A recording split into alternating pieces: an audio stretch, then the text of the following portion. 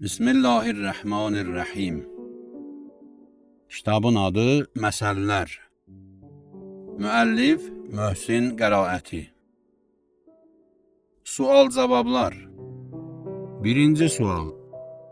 Nə üçün Allah yaranışa əl qatıb bir bu qədər mövcudu, eləcə də insanı yaradıb? Cavab. Əgər gözəl nitqi olan bir alim danışarsa, ondan nə üçün danışdığı soruşulmamalıdır. Çünki malik olduğu elm və natiqlik onu öz biliklərinin bəyanına vadar edir. Əgər o susub elmini gizlədərsə, bu iş sual doğura bilər. Qadir, həkim və mehriban Allah torpaqdan buğda, buğdadan nütfə, nütfədən kamil insan yarada bildiyi halda nə üçün də yaratmamalıdır? İkinci sual. Allaha inam insanın həyatında nə rol oynayır? Cavab. Sahibsiz, nəzarətsiz, səliqə səhmansız bir mənzilə daxil olan insan istədiyini edə bilər. Əgər o könlündən keçəni etməsə, səbəbsiz olaraq ləzzətlərdən məhrum qalır. Amma sahibli müxtəlif nöqtələrində kameralar quraşdırılmış, səliqə səhmanlı evə daxil olan şəxs özünü evin qanunlarına uyğun aparmağa vəzifəli və məcburdur. Varlıq aləminin Allah kimi sahibi olduğuna, əməllərinə görə sorğu-suala çəkiləcəyinə inanan, başqa sözlə, iman gətirən insan nəfsini cilovlayaraq Allahın qanunlarına tabe olacaq. İmanlı insan bütün əməllərinin nəzərdən keçiriləcəyinə əmin olduğu üçün Allahın bəyənmədiyi işlərə yol verməyəcək. Üçüncü sual. Üzümüzü Kəbəyə tutub namaz qılmağımızı əmr etmiş Allahın bizim ibadətimizə ehtiyacı varmı? Hamı evini arxası günəşə tiksə, onun işığı azalmaz. Günəşin insanlara heç bir ehtiyacı yoxdur. Amma insanlar günəşin işıq və istiliyinə ehtiyaclı olduqlarından evlərini üzü günəşə tikirlər. Namazı əmr etmiş Allahın bizim ibadətimizə heç bir ehtiyacı yoxdur. Amma insanlar Allaha üz tutmaqla onun lütfündən faydalanır və inkişaf edirlər. Qur'anın İbrahim surəsinin 8-ci ayəsində buyurulur, əgər bütün insanlar kafir olsalar, Allaha zərrəcə təsir etməz. Çünki o, bütün insanlardan ehtiyacsızdır. Dördüncü sual. Nə üçün salihlər çətinlik, günahkarlar isə rifah içində yaşayır? Cavab. Allah salihləri öz dostlarını sevdiyi üçün hər hansı səhvə görə onları dərhal cəzalandırır ki, onlar öz səhvlərinə diqqətli olsunlar. Haqqə surəsinin 44-45-ci ayələrində buyurulur, əgər Peyğəmbər bizə istinad edərək özündən sözlər danışsa, ondan mütləq intiqam alarıq. Möminlər də belədir, səhv edən kimi cəzalandırılırlar. Günahkarlara isə əvvəlcə möhlət verilir, möhlət başa çatdıqdan sonra onlar əzaba düçar olurlar. İslahına ümid olmayan kafirlərə qiyamət gününədək möhlət verilir ki, günahlarını daha da artırsınlar. Əgər eynəyinizin şüşəsinə bir damla çay sıçrasa, onu dərhal silirsiniz. Bu çay damlası paltarınıza düşsə, səbr edir, evdə paltarınızı dəyişirsiniz. Amma bu damla döşəməyə sərdiyiniz xalının üzərinə düşsə, xalını yumaq qalır Novruz bayramına. Allah da hər kəslə onun şəffaflığına uyğun rəftar edir. Beşinci sual. Nə üçün bütün əməllərin qəbulu namazın qəbulundan asılıdır? Cavab. Yol polisi bir maşını saxladığı vaxt ondan sürücülük vəsiqəsi tələb edir. Nə şəxsiyyət vəsiqəsi, nə partiya bileti, nə ev kitabçası, nə idman dərəcəsi sürücülük vəsiqəsini əvəz edə bilmir. Bu vəsiqə yoxdursa, avtomobil saxlanılır. Qiyamətdə məqsədə çatmaq üçün isə namaz qəbul olmalıdır. Namaz qəbul deyilsə, heç bir əməl qəbul deyil. Altıncı sual. Necə olur ki, bəzi əməllərə görə saysız hesabsız mükafat verilir? Cavab. Rəvayətə görə cəmaat namazında namaz qılanların sayı çox olduqca qılınan namazın savabı da çox olur. Bu say 10 nəfərə çatarsa, namazın savabı hesaba gəlməz. İnsan bir barmağı ilə telefon nömrəsi yığa bilirsə, iki barmağı ilə bir çimdik duz götürə bilir. Üç barmaqla qələmi tutmaq mümkün olur. Amma 10 barmaqla görüləsi mümkün olan işlər saysız hesabsızdır. 7-ci sual. Qur'anda bəzi insanların heyvana bənzədilməsi təhqir deyilmi? Cavab. Heyvanların faydası və bəzi insanların əməlləri nəzərdən keçirilsə, Qur'anın onlar heyvan kimidirlər, bəlkə daha çox zəlalətdədirlər bənzətməsinin məntiqə uyğun olduğunu görərik. Ən qiymətli libas ipək qurdunun hazırladığı ipəkdən istehsal olunur. Ən mühüm qidalar heyvanlardan alınan ət, yağ, süd, qatıq, bal və sair nemətlərdir. Onların köməyi ilə torpaqlar bastırılmış minalardan təmizlənir. İnsanlar bir çox biliklərini heyvanlardan əxz etmişlər. Adəm övladı ölünün dəfnini qarğadan öyrəndi, Şanapipik Səba xalqından Süleymana xəbər gətirdi, hörümçək öz toru ilə İslam peyğəmbərini qorudu. Heyvanlar əhilləşmək qabiliyyətinə malikdirlər. Məsələn, təlim görmüş itin etdiyi ov halaldır. İlan kimi bir zərər verici yalnız ona yaxınlaşanları çalır. Amma elə insanlar var ki, atom bombası ataraq bəşəriyyətin məhvinə fərman verir. İlan belələrindən üstün deyilmi? Gecə-gündüz insanların maddi və mənəvi varlığını məhv etmək üçün ölkələrə təcavüz edənlər, məzlum xalqların qanını axıdanlar, azadlıq pərdəsi altında əxlaqsızlıq təbliğ edənlər heyvandan pis deyilmi? 8-ci sual. Həqiqəti olduğu kimi görə bilərikmi? Cavab. Bəqərə surəsinin 282-ci ayəsində buyurulur, Allahdan çəkinin ki, o sizə həqiqəti öyrətsin. Təqva bütün pisliklərdən və çirkinliklərdən uzaq olmaqdır. Günahkar insan bir çox həqiqətləri dərk etməkdə acizdir. Öz irqinin, millətinin, partiyasının mənafeyini hər şeydən üstün tutan insan gözünə qırmızı şüşəli eynək taxıb, portağalı pomidora oxşadan adam kimidir.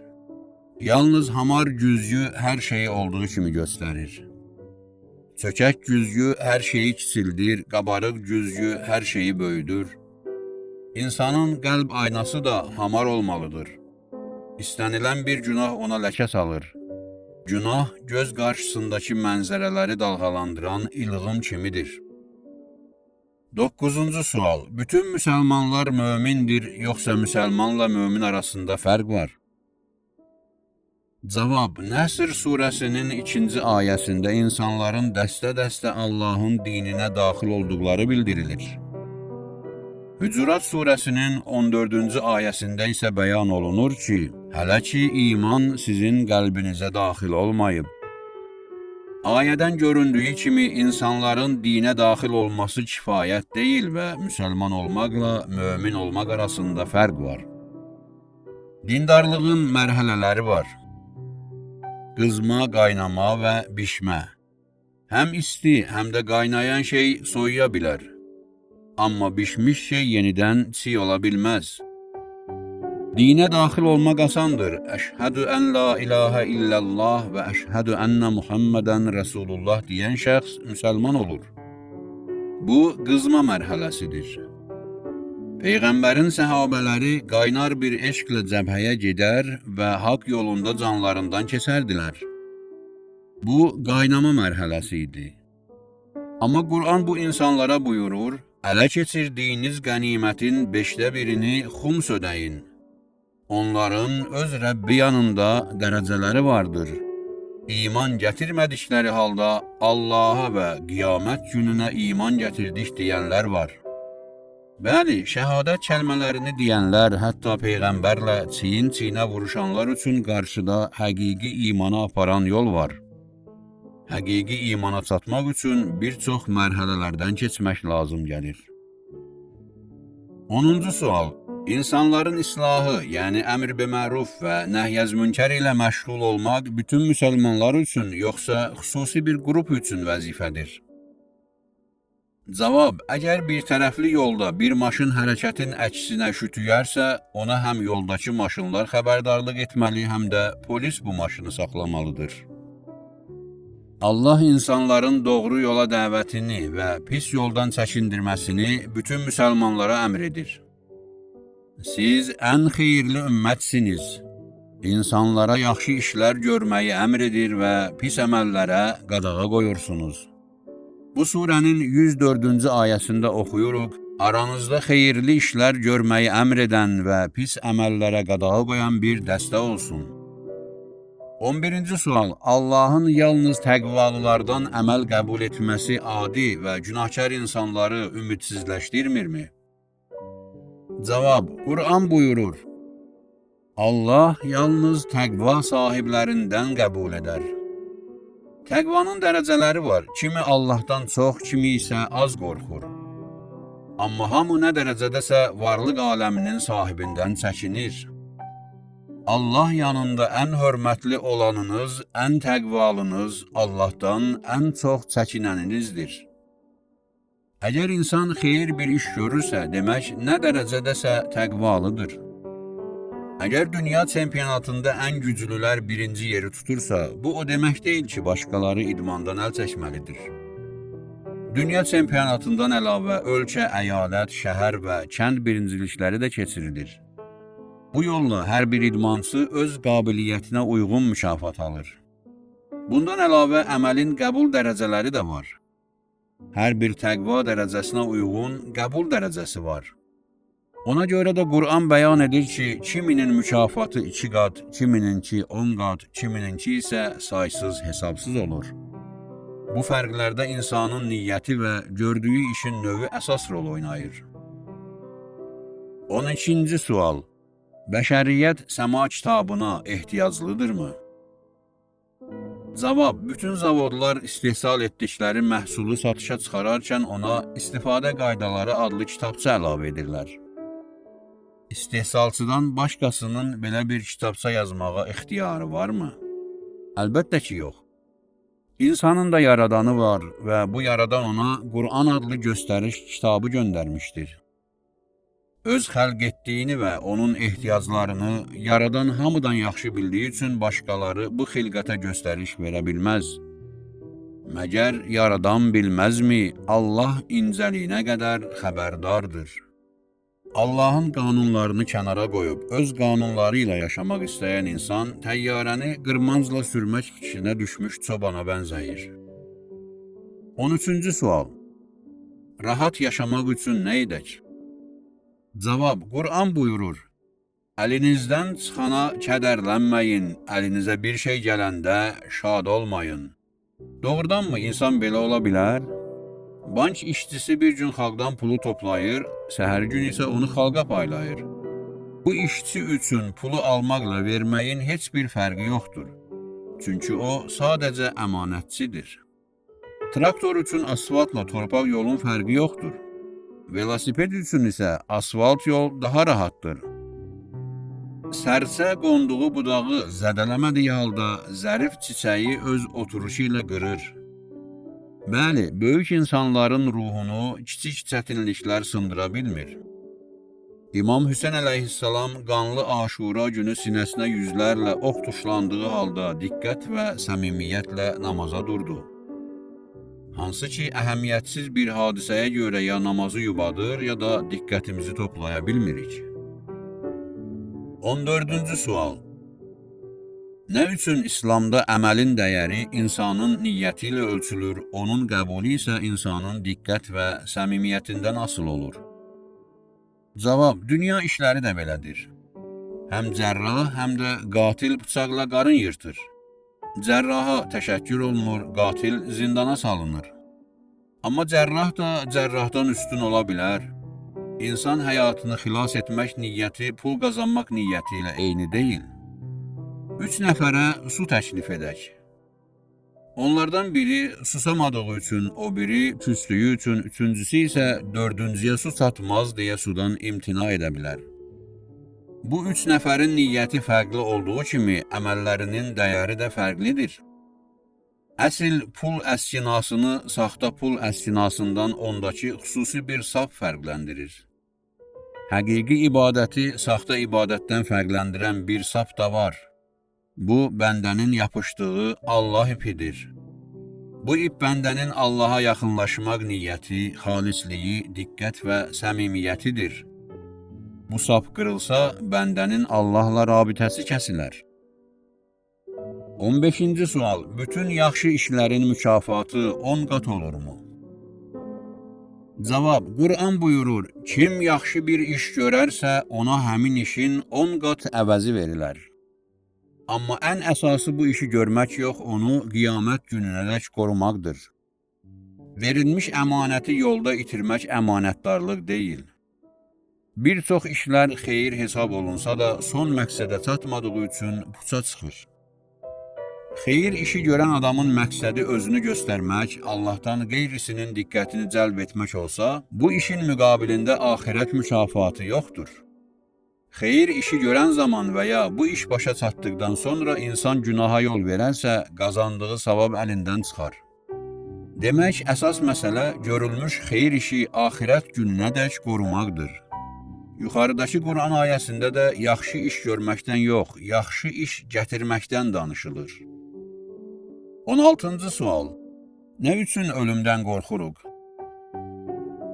Cavab. Sürücü sükan arxasında o zaman qorxur ki, ya yanacaq tükənir, ya qaçaq mal aparır, ya sürət çoxdur, ya yol təhlükəlidir, ya yoldaşları pis adamdır.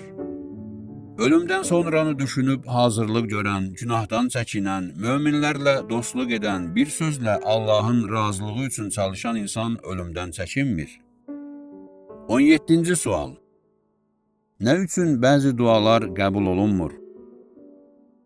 Cavab. Əgər təyyarənin yanacaq bakına, yanacaq əvəzinə su tökülərsə, təyyarənin uçuşu qeyri-mümkündür. Dua o zaman Allah dərgahına ucalar ki, insan haram tikədən çəkinsin. Hədisdə buyurulur, duasının qəbul olunmasını istəyən şəxs qazancını və tikəsini pak etməlidir. Bundan əlavə, dua xeyir istəməkdən ibarət olsa da, bizim bir çox istəklərimiz öz zərərimizədir. 18-ci sual. İslamda hər saatın öz duası var. Biz bütün günü dua oxumalıyıqmı? Cavab. Dua kitablarında günün hər saatı, ilin hər günü üçün dualar nəql olunsa da, insanın bütün bu duaları oxumağı vacib deyil. Avtovağzalda günün hər saatı üçün reyslər nəzərdə tutulur. Məsələn, neçə saatdan bir məşədə avtobus yola düşür. Amma insan yalnız bir reyslə yola çıxa bilər. Hər saat üçün ona görə reys nəzərdə tutulur ki, hər kəs istədiyi vaxt yola düşə bilsin. Dualar da belədir. Nə vaxt dua etmək istəsən, həmin saatın xüsusi duası var. Amma əzbərlənməsi mümkün olan kiçik duaları işdən ayrılmadan da oxumaq olar. 19-cu sual. İnsanın başına gələn xoşbəxt və bədbəxt hadisələrdə Allahın rolu nədir? Cavab. Qur'an buyurur, sənə yetişən hər bir yaxşılıq Allahdan, pislik isə özündəndir. Həm öz oxu, həm də günəş ətrafında fırlanan yer kürəsinin bir üzü qaranlıq olur. İşıq günəşdən, qaranlıq isə yerin özündəndir. Allah insan üçün faydalı olan üzümü yaratsa da, insan ondan şərab düzəldib özünə zülm edir. Allah insana yaxşılıq edərək ona güc versə də, bəziləri bu gücü günah yolda sərf edir.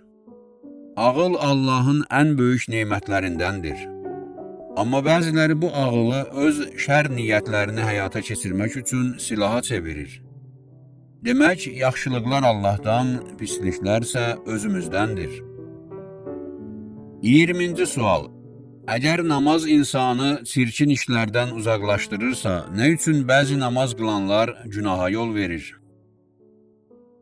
Cavab. İçi boş toxum heç vaxt cücərmir. Qəlbin iştirak etmədiyi diqqətsiz namaz içi boş toxum kimidir. Dodaqların, belin, boyunun hərəkətindən əlavə namazda qəlbin iştirakı zəruridir. Məktəb və universitetin işi insanın elmi təkamülünü təmin etməkdir. Bununla belə hər məktəbə gedən şəxs elm sahibi olmur. Məktəb o zaman faydalı olur ki, insan oxuduqlarını dərk etsin. Yalnız həqiqi namaz insanı çirkinliklərdən uzaqlaşdırmaq iqtidarındadır. Bu da həqiqətdir ki, günaha yol verən insan namaz qılandırsa, bir o qədər də ağır günaha yol verməyəcək. O məcburdur ki, bədənini və paltarını pak saxlasın, namazını halal yerdə qılsın. Ağ paltar giyən insan çirkli yerdə oturmaq istəmədiyi kimi, namaz qılan şəxs də çirkin işlərdən uzaq olmağa çalışır. 21-ci sual. Əmr biməruf və nəhy münkərin təsiri yoxdursa, nə etməli? Cavab, daha təsirli danışmaq qabiliyyəti olan şəxsdən xahiş edin ki, bu işi yerinə yetirsin. Allah Teala Həzrəti Musaya Fironun islahını əmr edəndə, Musa daha üstün bəyanı olan qardaşı Harunu köməkçi istədi. Bəzən bir tərzdə deyilən söz təsirsiz olduqda, başqa bir tərzdə təkrarlandığı vaxt təsir edir. Quru ağacı qırmaq üçün bir neçə balta zərbəsinə ehtiyac olur. Qur'anda buyurulur, təsirli olsun deyə biz Qur'anda sözümüzü müxtəlif şəkillərdə bəyan etdik. Sözün təsirində deyim tərzinin rolu var. Əmr biməruf və nəhy münkərin şərtlərinə görə hər insana söz deməyin öz yolu var. Əgər paltarınız toza bulaşmışsa, onu çırpmaqla təmizləmək asan olar.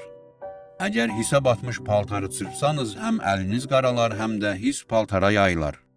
Qur'anda buyurulur, evlərə qapılardan daxil olun.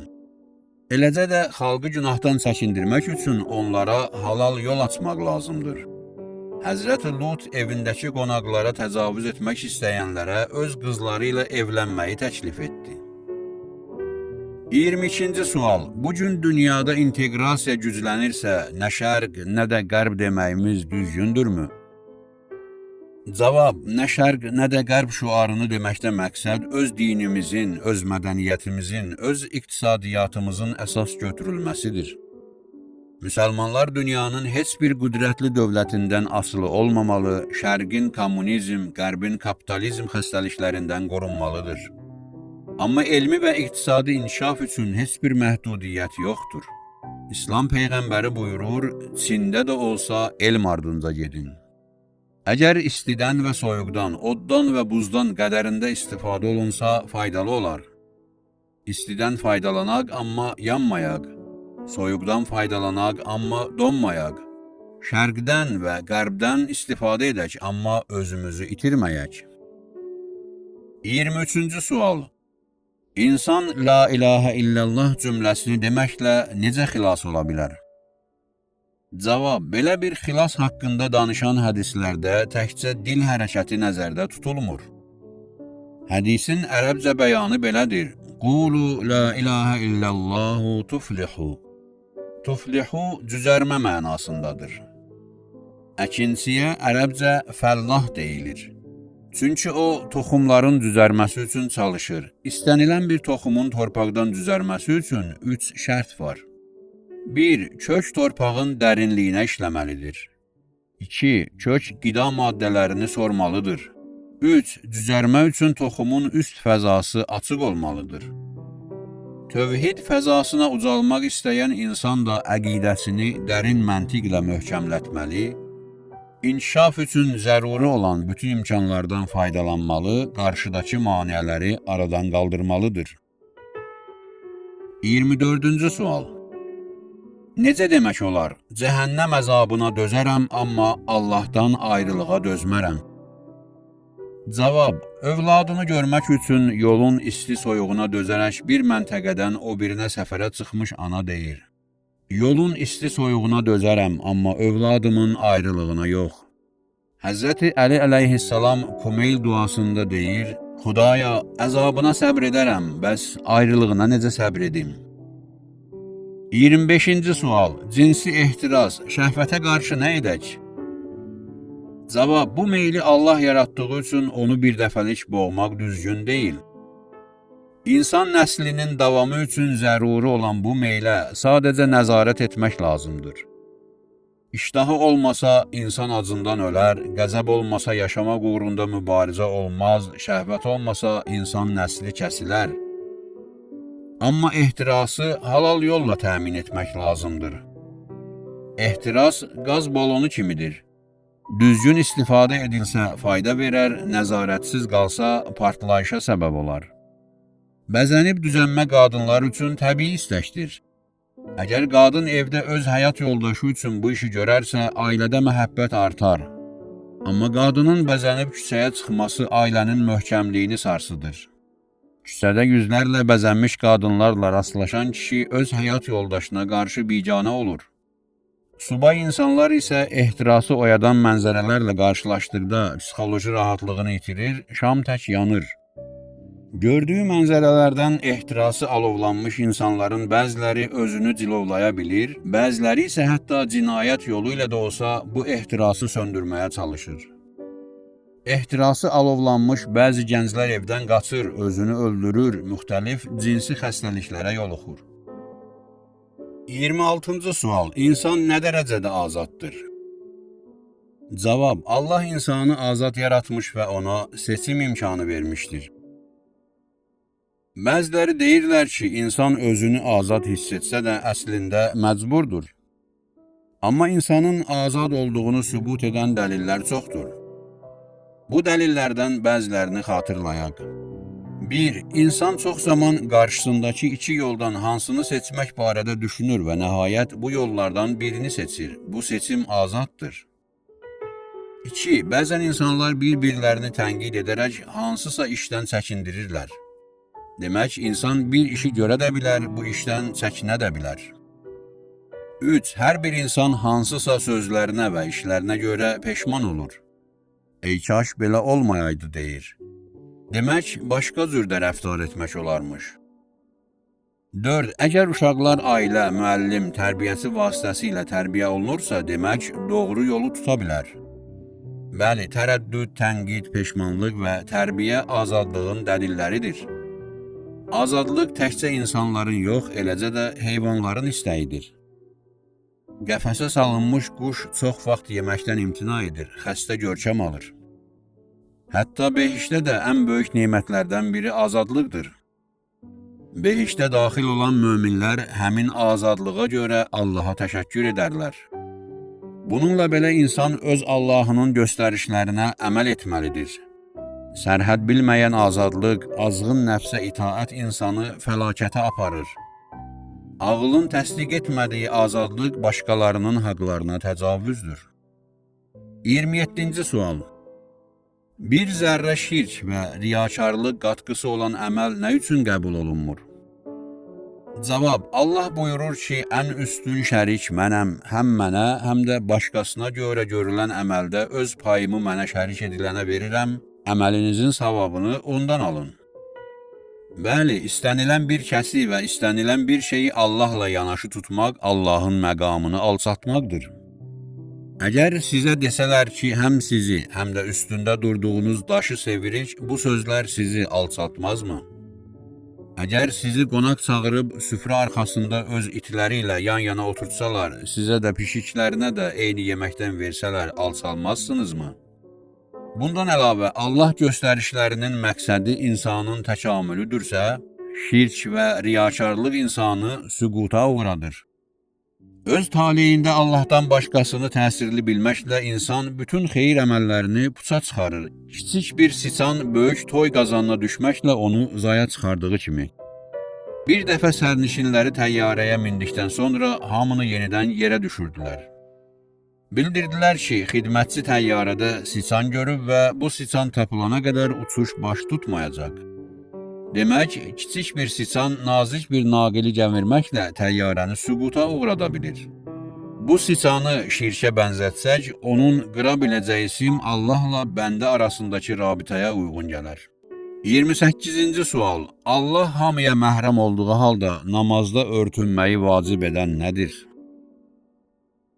Cavab. Geyim yalnız naməhrəmə görə yox, həm də ədəbə görədir. İnsanlar adətən evdə sadə geyinir, evə qonaq gəldikdə isə ehtiram göstərərək paltarlarını dəyişirlər. Daha böyük məclislərə dəvət olunanlar xüsusi geyim geyirlər. Ərlə arvad, valideynlə övlad bir-birlərinə məhrəm olsalar da qarşılıqlı hörməti qorumaq üçün geyimsiz qalmırlar. Elə bu məqsədlə də namaz vaxtı kamil geyim şərt sayılır. 29-cu sual. Ruhumuzun, daxili tutumumuzun böyüməsi üçün nə edək? Cavab. Hz.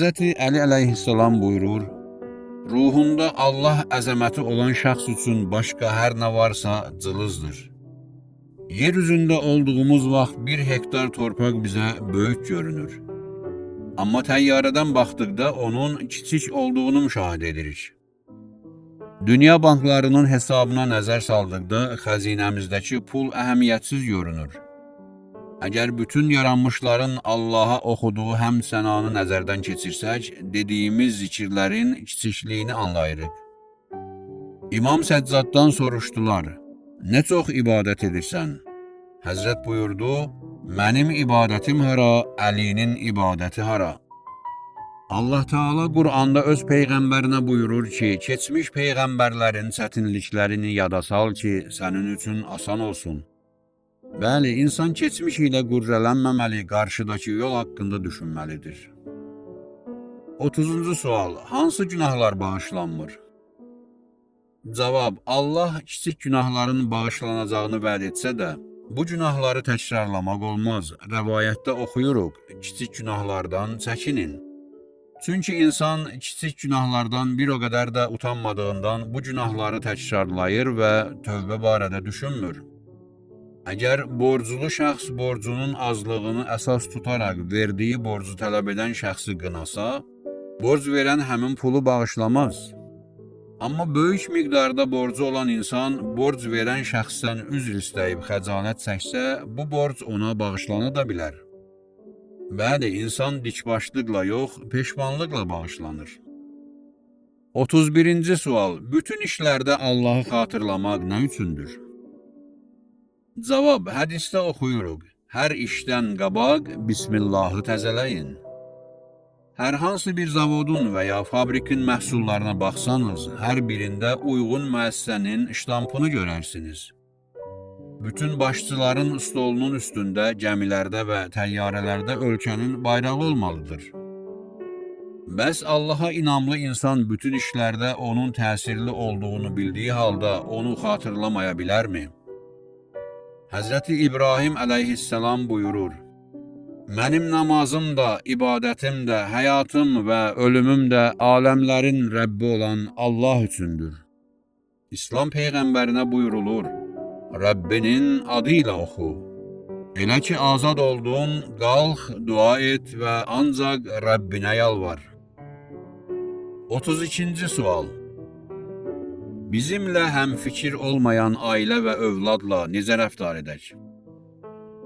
Cavab. Peyğəmbər Məkkədən Mədinəyə hicrət etdiyi vaxt ona qoşulmaq istəyən müsəlmanlardan bəziləri ailə və övladlarının etirazı ilə qarşılaşdılar. Nazil olmuş ayədə onlara müraciət olunurdu ki, bəzilərinizin arvad və uşaqları sizinlə düşməndir, onlardan uzaqlaşın. Hicrət etmiş müsəlmanlardan bəziləri hətta tövbə etmiş ailələrini qəbul etməmək qərarına gəlmişdilər. Ayənin davamında buyurulur, onlardan özünüzü gözləyin, amma tövbə etsələr, bağışlamağınız sizin üçün daha yaxşıdır. Həqiqətən Allah bağışlayan və rəhm edəndir. 33-cü sual. Allah zalımlara və günahkarlara nə üçün möhlət verir? Su və elektrik enerjisi təchizatı idarələri bütün mənzillərə su və işıq verir. Kimi bundan düzgün istifadə edir, kimi qaydaları pozur. Allah insanı azad yaratmışdır və hər bir insanın təkamül imkanı vardır. Əgər insan doğru yolu seçmirsə, özü müqəssirdir. Bəs nə üçün Allah zalımın qarşısını almır?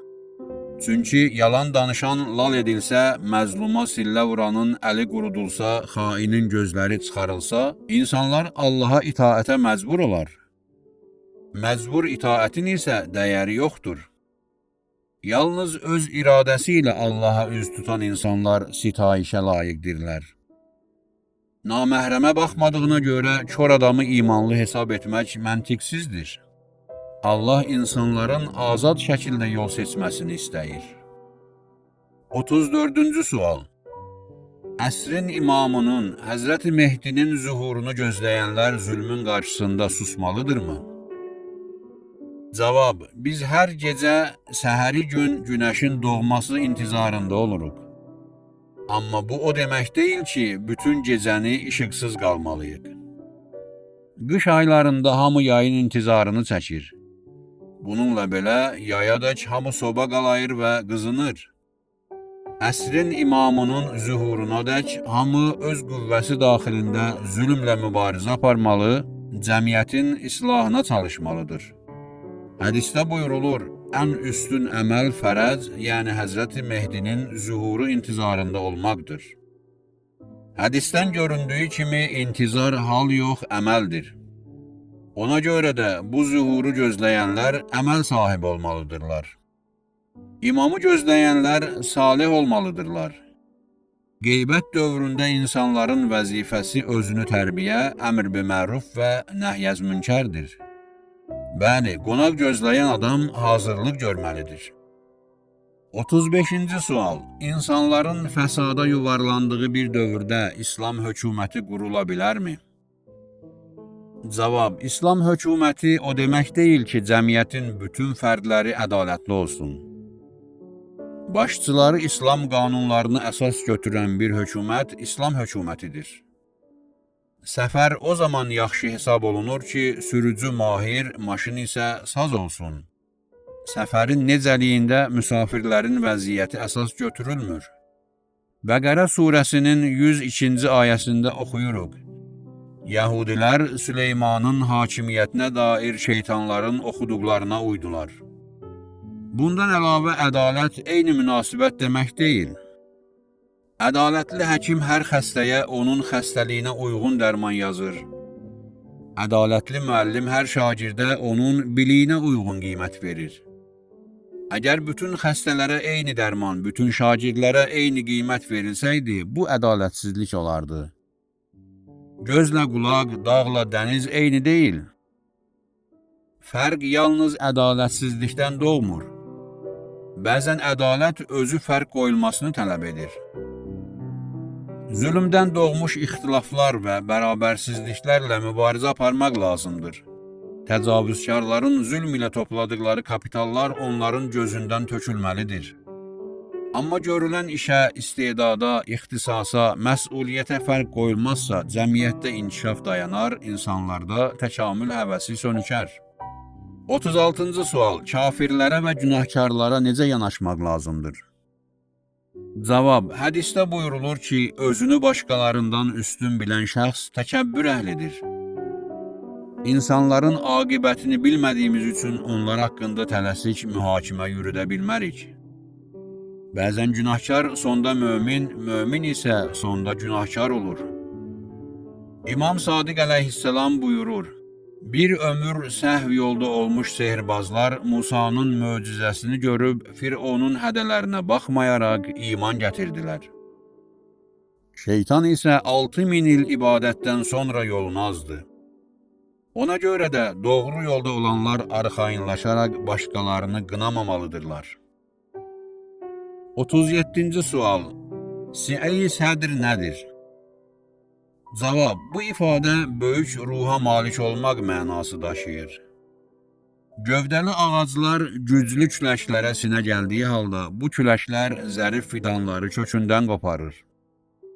Həzrəti Əli əleyhissalam buyurur, hər bir məsuliyyətin qəbulu üçün böyük ruh əsas şərtdir. Həzrəti Musa peyğəmbərlik məqamına çatdıqdan sonra Allahdan bu neməti istəyir. Amma Allah Musa istəməmişdən qabaq bu neməti ona əta etmişdi. Məgər biz sənin köksünü açıb genişlətmədikmi? 38-ci sual. İslamda keyfiyyət yoxsa kəmiyyət əsas götürülür? Cavab: İslamda bəzən kəmiyyətə, bəzən də keyfiyyətə əhəmiyyət verilir.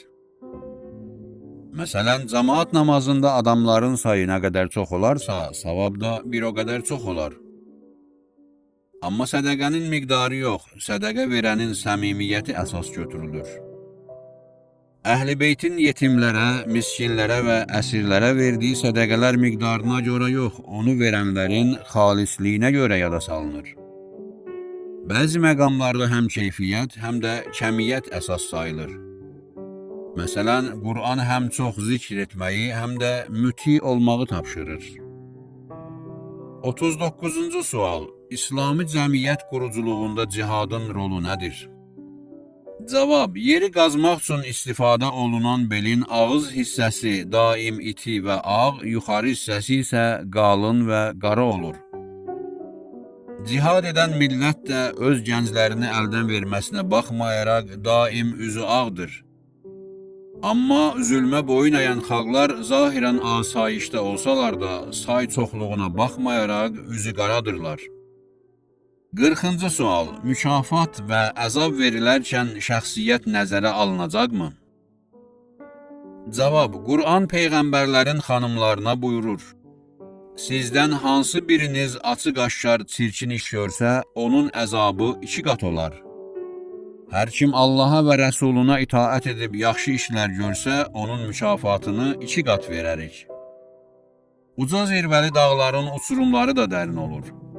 Hədisdə oxuyuruq. Alimin bir günahı bağışlanana qədər cahilin 70 günahı bağışlanar. Nə qədər yuxarı dırmansa insan, daha çox əzilər yıxılan zaman. 41-ci sual. İslam cəmiyyətində rəhbərin rolu nədir? Cavab, hər bir hərəkət bir neçə ünsürdən ibarətdir. Başlanğıc, yol, vasitə, bələdçi və məqsəd. Bu 5 ünsür arasında bələdçi daha mühüm rol oynayır. Əgər bələdçi və ya rəhbər alim və pəhrizkar olsa, yolçular yolunu azmaz. Layiqli rəhbərə xalq itaət etsə, bütün çətinliklər həll olar. İynə iti, sap möhkəm bağlı olarsa, istənilən bir parçanı tikmək olar. Sap iynədən çıxdıqda isə ən nazik parçanı belə tikmək mümkünsüzdür. Sapsız iynə gecə-gündüz işləsə belə faydasız olar. Mahir sürücü nasaz maşını təmir edib yoluna davam etdiyi kimi, peyğəmbərlər də ən çətin ictimai şəraitlərdə öz ümmətlərini tərbiyələndirə bilmişlər. Ləyaqətsiz rəhbər isə naşı sürücü kimi ən qiymətli avtomobili hərəkətə gətirə bilmədiyi tək öz xalqını işığa çıxara bilmir. 42-ci sual. Haqq yolda ünvanımıza səslənən təhqirlər və danlaqlara nə cavab verək? Cavab, bir şəxs icarəyə dəvə götürüb Qahirədən Əbbasiyyəyə gedirdi. Dəvənin cilovunu tutmuş dəvə sahibi müsafirinin tənhalığından istifadə edib onu məsxərəyə qoymuşdu. Qarşılarına çıxan bir şəxs üzünü müsafirə tutub dedi: "Eşitmirsənmi sənə nələr deyilir? Nə üçün dinmirsən?" Müsafir dedi: "Əgər bu şəxs məni Əbbasiyyəyə çatdırsa, danışdığı sözlərin heç bir əhəmiyyəti yoxdur." Mütəffifin surəsində oxuyuruq ki, günahkarlar möminlərə daim gülür, yanlarından keçərkən naz-qəmzə edir, dalda onları məsxərəyə qoyur, üz-üzə gəldikdə onları azğın adlandırırdılar. Amma möminlər əzmlə öz yollarına davam edirdilər. Qur'anda vəd olunur ki, möminlər kafirlərə gülər. 43-cü sual. Abır həyanı qorumaq üçün yağış namazından imtina etmək olarmı? Axı bu namazdan sonra yağış yağmasa şəxsiyyətə nöqsan gələ bilər. Cavab, yarış meydanına çıxan idmançı məğlub da ola bilər. Bununla belə o qələbə ümidini itirmir. Napoleon 14 hərbi əməliyyatda məğlub olduqdan sonra qələbəyə yol tapır. Rəvayətlərə əsasən quraqlıq zamanı yağış namazı qılmaq lazımdır. Yağışın yağıb yağmayacağı Allahdan asılıdır. Amma biz öz vəzifəmizə əməl etməliyik. 44-cü sual. Dini mərasimdə iştirak edən insanın dindarlığı məlum olur. Bu iştirak riya, özünü nümayiş deyilmi? Cavab, əvvəla özünü nümayiş bəzən haram olmur. Məsələn, bir-biri üçün bəzənən ər və arvad üçün bu iş ibadət sayılır. Cəmaat namazı haqqında İslamın verdiyi göstərişlərdə də məqsəd dinin əzəmətinin nümayişidir. İmam Hüseyn əzadarlığı zamanı yürüşlər də nümayiş xarakterli ibadətdir. Eləcə də tanınmış şəxslərin, məsulların dini mərasimlərdə iştirakı başqaları üçün bir növ təbliğdir və belə bir təbliğ ibadətdir. Özünü nümayiş o zaman haramdır ki, bu işdə egoizm amil olsun. Demək, özünü yaxşı qələmə vermək üçün özünü nümayiş ibadətdir. 45-ci sual. Acı hadisələrlə qarşılaşarkən nə etməli? Cavab. Süfrədə həm turşu və istiot, həm də konfet və mürəbbə ola bilər. Uşaqlar adətən şirin şeylərə üstünlük verirlər. Hansı ki, turş və acı şeylərin də faydası var. Bəs acı hadisələrin faydası nədir? Acı hadisələr diqqəti Allaha yönəldir, istedadı çiçəkləndirir, günahlar üçün cəza olur, ilahi nemətləri nəzərə çarpdırır. Hadisələrə münasibətdə insanlar 3 qrupa bölünür. Kimi uşaq tək narahat olur, kimi gənclər kimi səbr edir, kimi də yaşlılar kimi ləzzət alır. Qur'ana əsasən çətinliklərlə üzləşən vaxt kimi hayharay salır, kimi səbr edir, kimisi də razı qalır. Bir qrup şəxs İslam Peyğəmbərinin huzuruna gəlib cihada getmək istədiklərini bildirdilər. Həzrət onlara minik və qılınc olmadığını bildirdikdə çox narahat olub ağladılar da. Çətin hadisələrdən tədbir, səbr, ilahi yardım vasitəsilə qurtulmaq olar. Baxın, limon kimi turş meyvədən limonad kimi şərbət düzəldilir. Bəli, mahir aşbaz hətta portağal qabığından mürəbbə hazırlayır. Dünyada demək olar ki, bütün tullantılar təkrar emala qayıdır. Həzrəti Zeynəb hətta öz əsirliyindən istifadə edərək zalimların səltənətini titrətdi. Yezid İmam Səccadın nitqi eşidilməsin deyə azanın ucadan deyilməsini tapşırdı. İmam isə həmin azanın cümlələrini elə təfsir etdi ki, eşidənlər təlatümə gəldi. Azanın şəhadət verirəm ki, Məhəmməd Allahın rəsuludur cümləsindən sonra buyurdu. Ey Yezid, bu Məhəmməd sənin babandır, yoxsa mənim? Bu əsirlər onun övladları deyilmi? İmam Kazım əleyhissalam zindana salındığı vaxt nə yaxşı ibadət yeridir deyə buyurdu. Bir çox alimlər öz dəyərli kitablarını məhz sürgünlərdə və zindanlarda yazmışlar. 46-cı sual. İslam dini küfr ölkələri ilə əlaqələrə necə baxır? Cavab. İslam fitrət dinidir. İnsan isə fitrətən azadlığa meyillidir. Müsəlmanların azadlığına xələl gətirməyən əlaqələr İslamda mümkün sayılır. Ana paltarını bulaşdıran uşaqdan qaşığı alıb özü yedirtmək istəyəndə uşaq etiraz edir. O hər vəch ilə müstəqil olmağa can atır. İslamın ilk 10 ilində müsəlmanlar ibadət zamanı üzlərini Beytül-Müqəddəsə tuturdular. Mədinəyə hicrətdən sonra yəhudilərin hanı sizin öz qibləniz kinayələri ilə qarşılaşan Peyğəmbər isə vəhy intizarında idi. Nəhayət vəhy nazil oldu və Allah müsəlmanlara Məscidül Həramı qiblə təyin etdi. Müsəlmanların hər hansı bir işdə özünü kafirlərə oxşatması da haramdır. Özünü kafirlərə oxşadanlar əslində müsəlmanlığı alçaldırlar. 47-ci sual. Daimi dünya çətinliklərinin səbəbi nədir? Cavab. Qab-qacaq mağazasının vitrini önündən keçən bir şəxs ağzı aşağı düzülmüş stəkanları görüb mağazaya daxil olur və satıcıya deyir. Nə üçün bu stəkanların ağzı bağlı, altı isə deşikdir? Satıcı stəkanı götürüb çevirir və bu şəxsə deyir. Görürsünüzmü, hər iki problem həll oldu. Bəli, bəzi problemləri yaradan bizim yanlış təsəvvürümüz olur. Dünyanın imtihan olması barədə bir bu qədər danışılsa da, çoxları elə başa düşür ki, dünya ləzzət üçündür. Sanki bir şəxs kitabxanaya girib duş axtarır. İnsan anlamalıdır ki, dünya sanatoriya yox, təkamül meydanıdır. Çətinlik olmayan yerdə isə təkamüldən söhbət belə gedə bilməz. Qur'an buyurur, çətinliklər və təzyiqlər insana diqqət üçündür. Bəli, ud ağacını yandırmadan onun ətrini duymaq olmaz. Avtomobilin təkəri təzyiqlə tənzimləndiyi kimi acı hadisələr də insanı tənzimləyir, onun qəflət və təkəbbürünü aradan qaldırır, kəşf və ixtiralara səbəb olur. 48-ci sual. Əməl olunmayan imanın dəyəri varmı? Cavab. Qur'anda iman daim salih əməllə yanaşı xatırladılır. İmanla əməl iynə ilə sapın oxşarıdır.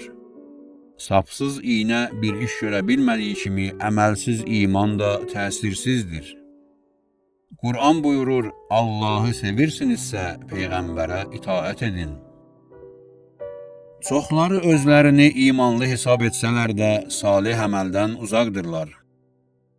Allahı sevirik deyirlər, amma onunla söhbətdən qaçır, namaz qılmırlar. Əlini sevirik deyirlər, amma özlərini ona oxşatmırlar. Əsrin imamını gözləyirik deyirlər, amma heç bir hazırlıq görmürlər. Aşiqlik iddiasında olanın məşuqu razı salması bu insanların sədaqətini şübhə altına alır.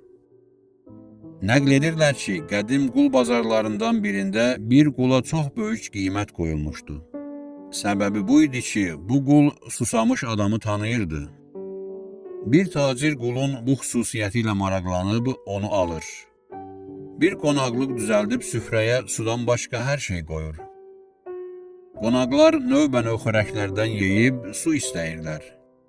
Kim ağzını açıb su istəyirsə, qul onun susuz olmadığını iddia edir. Nəhayət qonaqlardan biri ayağa qalxıb su ardınca gedir. Qul gülümsəyib, bəli, bu adam susuzdur, deyir. Doğrudan da iddiasına sadiq olan insan yerində oturmur. İmana uyğun əməl etməyən şəxsi mömin saymaq səhvdir. 49-cu sual. Həyatımızda Əhl-i Beyt sevgisinin nə rolu var?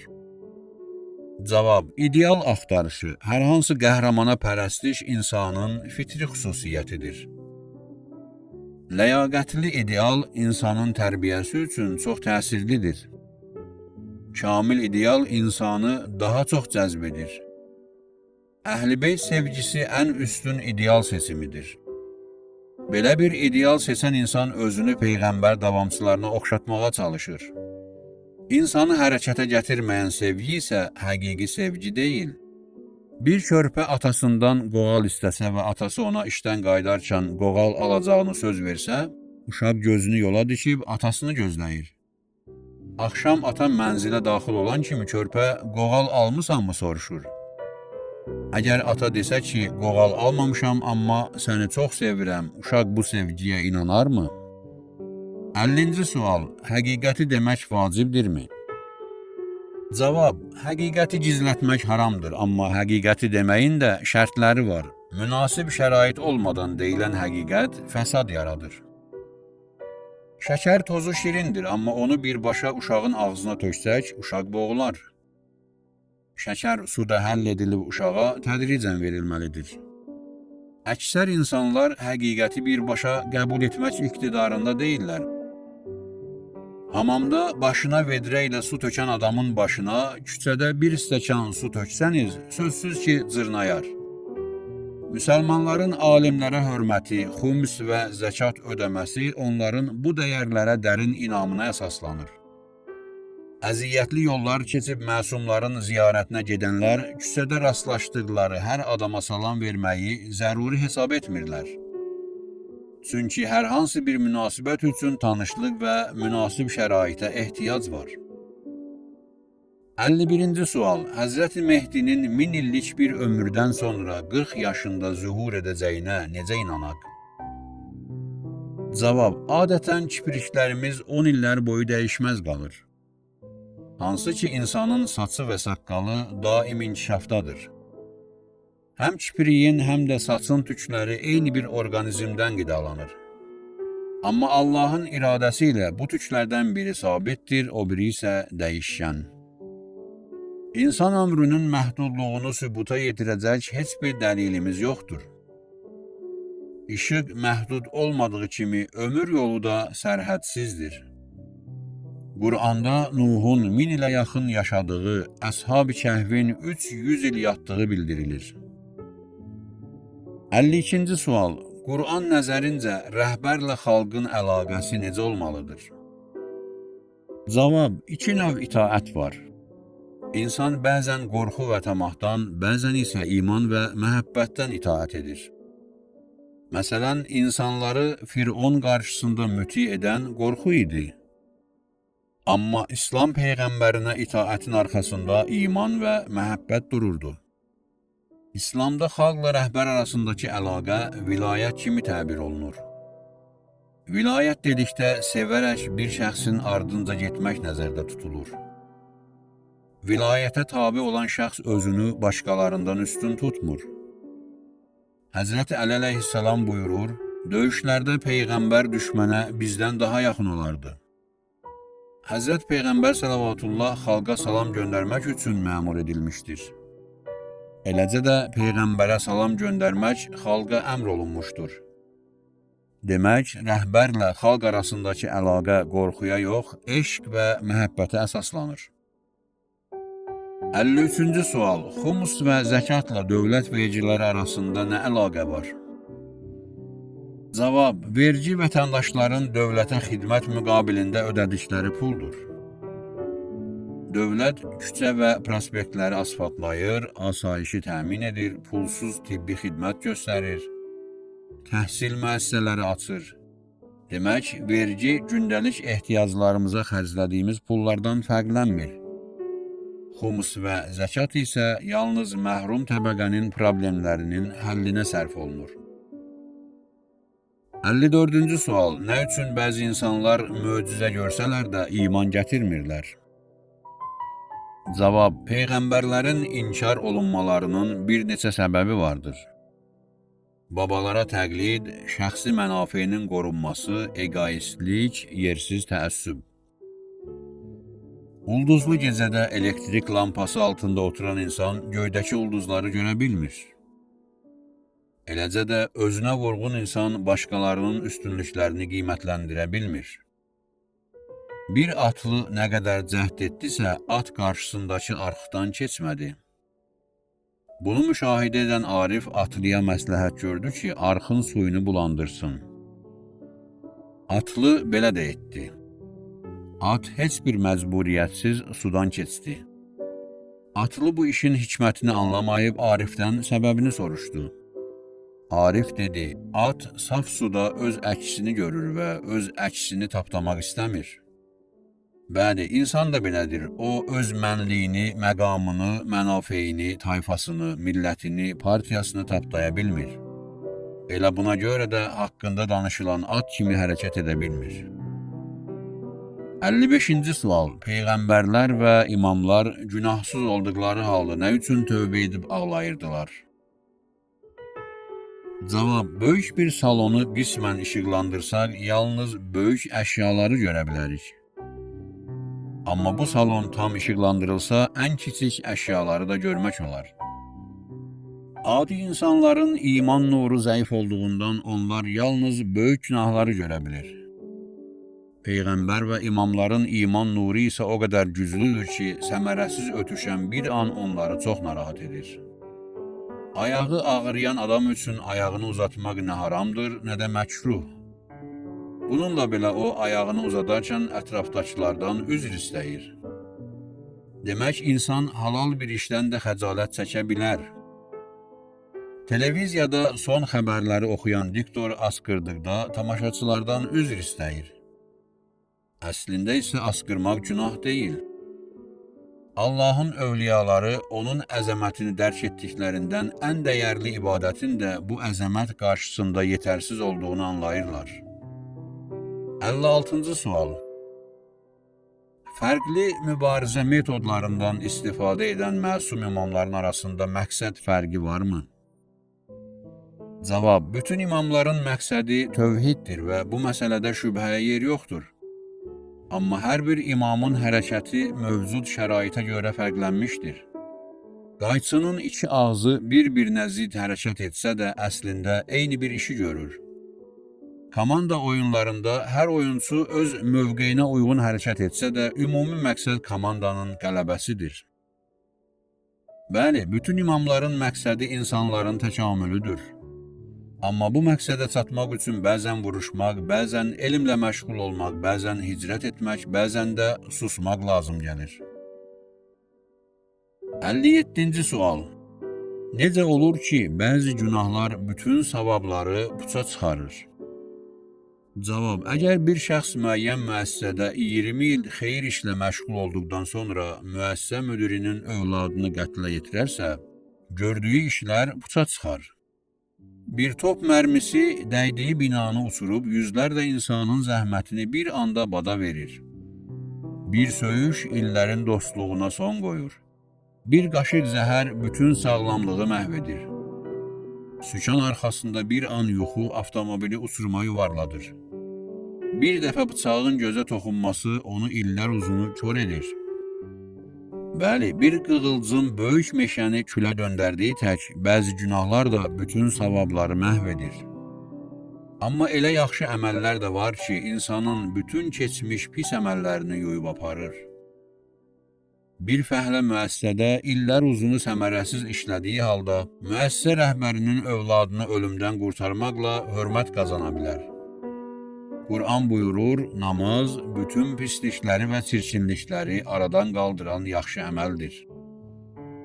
58-ci sual. İnsan hansı yolla qəlbini ilahi məhəbbətlə işıqlandıra bilər?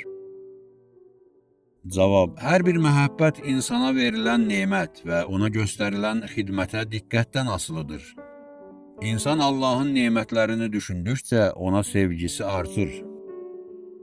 Külək, yağış, günəş, dağlar, çəmənlər, qidalar, ailə, övlad, əql, elm, dil, göz, qulaq, gecə, gündüz, aydınlıq, yuxu, azadlıq, seçim imkanı, yaxşılığa meyl, pisliyə nifrət insan ömrünü iflic vəziyyətdən çıxaran ümumi nemətlərdir. Bilirsinizmi, 2-3 gün susuz, yuxusuz, ac qalan insan nə vəziyyətə düşür? Hər bir fərdə əta olunmuş özünə məxsus istedadlar Allahın xüsusi nemətlərindəndir. İnsan öz varlığını diqqətlə nəzərdən keçirsə, kimsədə olmayan xüsusiyyətlərlə rastlaşar. Bəli, nemətləri düşünmək insanın qəlbini ilahi eşqlə doldurur, onu Allah qarşısında səcdəyə vadar edir. Bütün bunları nəzərə alaraq Quran ilahi nemətlər barədə düşünməyi tapşırır. 59-cu sual.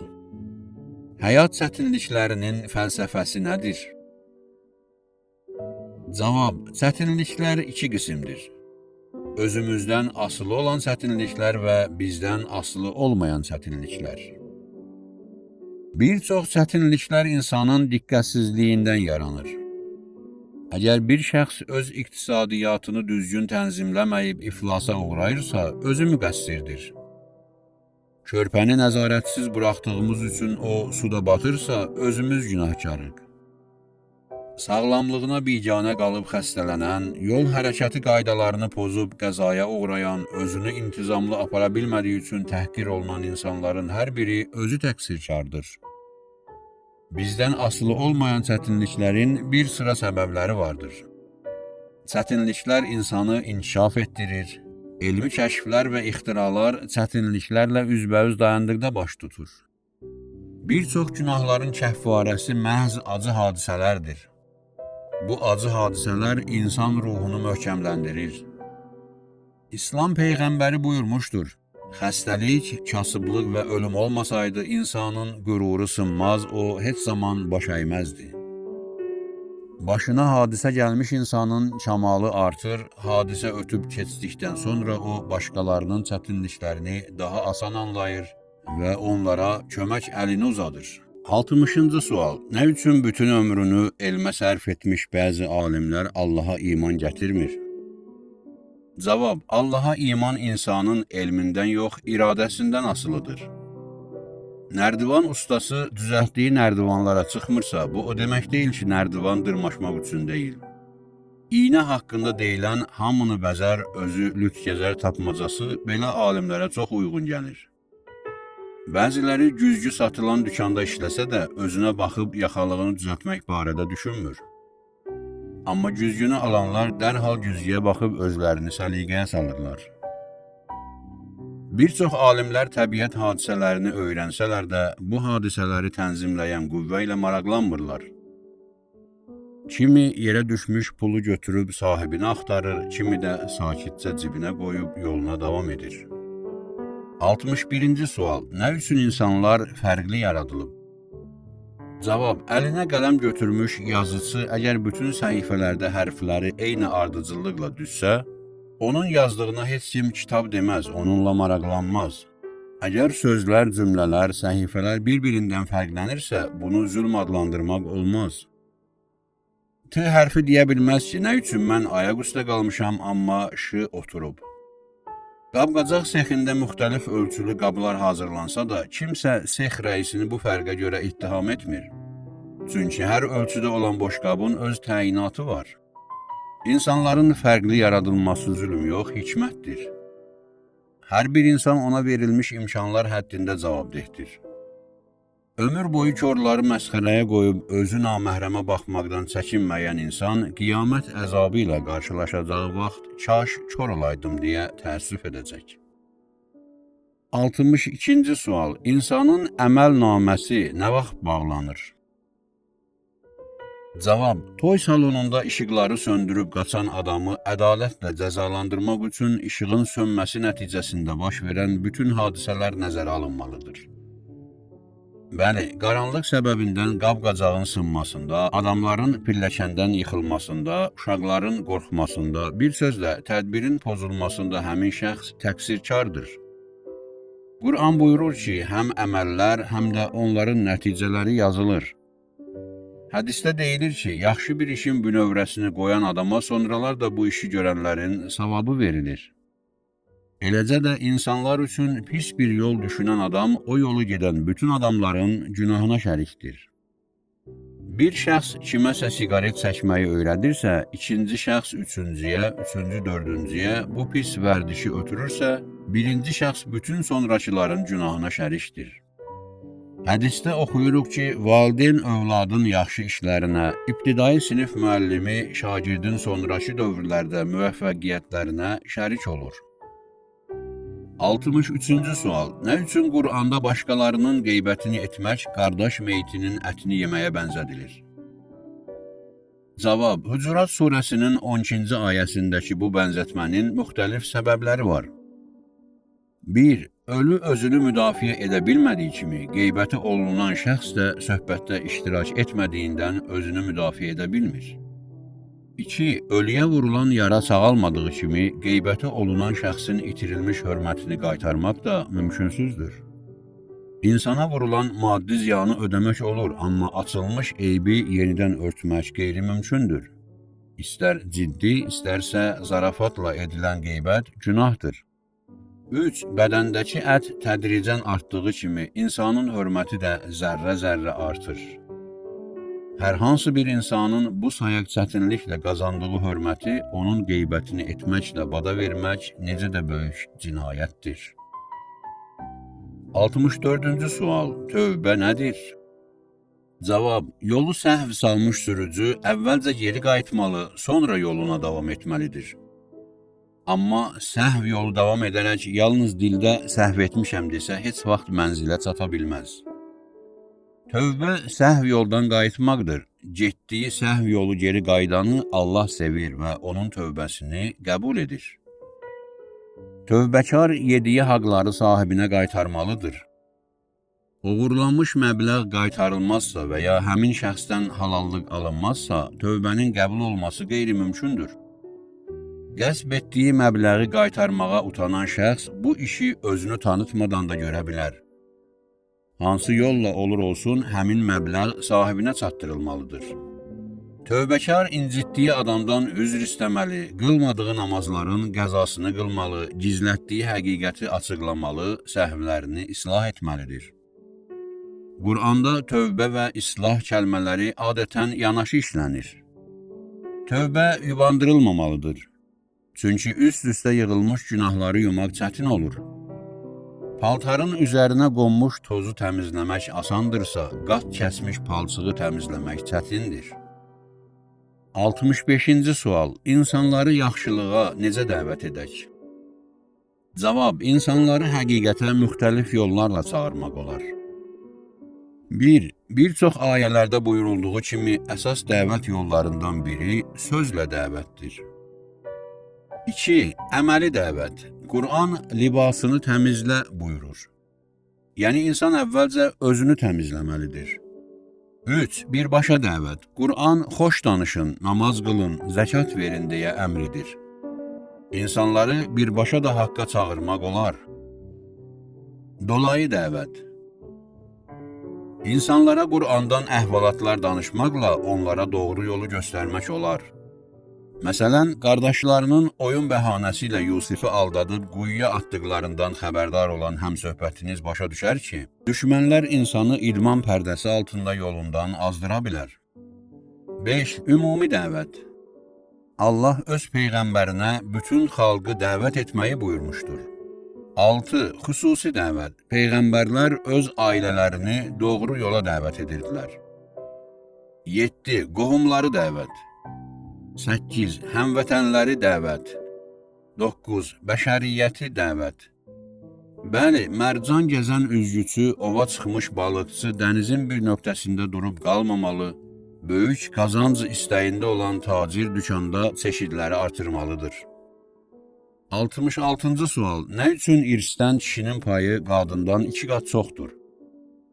Cavab, günəmuz işləyən fəhlənin maaşı rəsmi işçinin maaşından çox olur. Bu o demək deyil ki, fəhlə işçidən daha şəxsiyyətlidir. Sadəcə günəmuz fəhlədən fərqli olaraq rəsmi işçi məzuniyyətə çıxır, təqaüd alır, idarənin verdiyi başqa hüquqlardan istifadə edir.